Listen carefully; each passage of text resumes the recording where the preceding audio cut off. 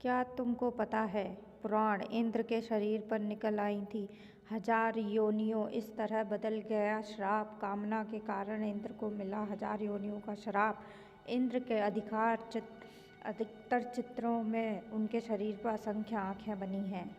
एक दिन वो धरती पर विचरण कर रहे थे, तभी उन्होंने देखा कि एक कुटिया के बाहर गौतम ऋषि की पत्नी देवी अहिल्या दैनिक कार्यों में व्यस्त हैं। अहिल्या इतनी सुंदर और रूपवती थीं कि इंद्र उन्हें देखकर मोहित हो गए। इंद्र को अहिल्या के रूप को पाने की एक युक्ति समझी। उन्होंने सुबह गौतम ऋषि के भेष में आकर अहिल्या के साथ कामक्रीड़ा करने की योजना बनाई।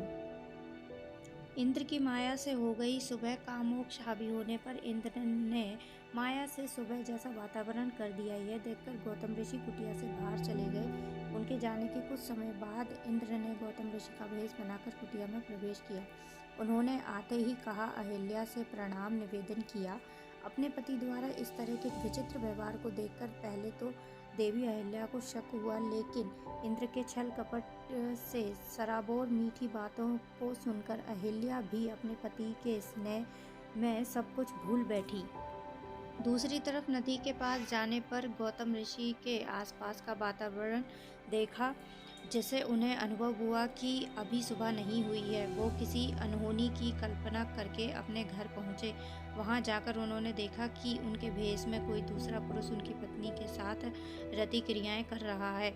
यह देखते ही ऋषि क्रोधित हो गए और तरह गौतम ऋषि ने क्रोध में आकर अपनी पत्नी अहिल्या को श्राप दिया कि वो जीवन भर पत्थर की शिला बनी रहेंगी।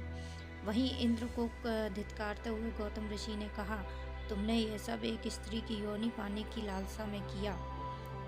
तुम्हें योनि की इतनी लालसा है तो तुम्हें वही मिलेगी। मैं तुम्हें श्राप देता हूँ कि तुम्हारे शरीर पर 1000 योनियाँ उत्पन्न हो जाएंगी। अब तुम्हें किसी स्त्री के साथ की आवश्यकता नहीं है, क्योंकि तुम स्वयं 1000 योनियों के स्वामी हो। इस तरह महर्षि गौतम द्वारा इंद्र भगवान को 1000 योनि का श्राप दिया गया। और इस कहानी से हमें यह सीख मिलती है, हमें अपने आप पर और अपनी इच्छाओं पर नियंत्रण रखना चाहिए। Subscribe my channel A to Z life मिलेगी आपको यहाँ पे देखने के लिए, तो चैनल को लाइक शेयर सब्सक्राइब जरूर करें।